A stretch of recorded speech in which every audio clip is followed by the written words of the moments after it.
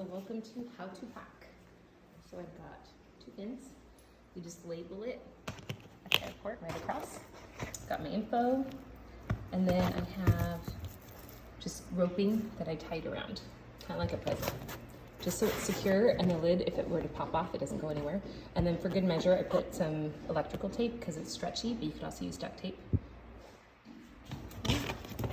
So inside, I've got my plastic tarping, I've got my clips, and the smaller drums you can just kind of curl on the sides. I've got my rings for tying, and then my lacing. Now this lacing was dyed and I didn't want it to bleed. Oh, look, a feather. I didn't want it to bleed, so I ended up putting some plastic just underneath to help protect it. Now these ones I put in a little bit wet so that they would curve and conform, so that way when I put the lid on, it wouldn't offer resistance. Lacing.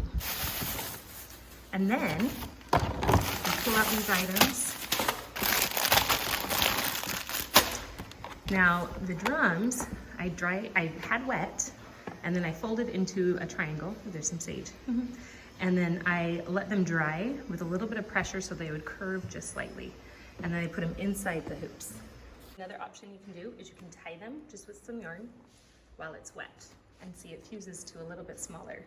So that way you don't have it taking up extra space, because it will be hard and stiff. And here's some that I put in dry, and you can see it's kind of all mangly. And so it's a little bit more pliable, so I can kind of squish it in. So I have the smaller hoops inside. There's my tools and my crystals. And then you just have all that packing space inside. So we have the smaller drums nesting inside the big drums, then tools, then kind of squeezing in the lacing around. And here's bin number 2. So this bin, I just put the hide on top, but it's the smaller. And you can see I tucked it in the side. We've got our markers, we've got our feathers, all the leather. And then we just put the lacing along the sides. And then we rung the hoops sideways. Now on this one, I was a little nervous to fly with it because sometimes it can be really hard. So I put a smaller tote inside the big tote. So even if this one cracked, I would have this one.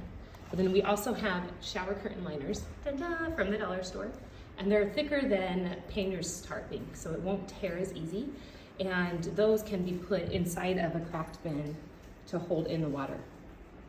So then all of my tools, you just kind of stuff in here. So if you pull out the lacing,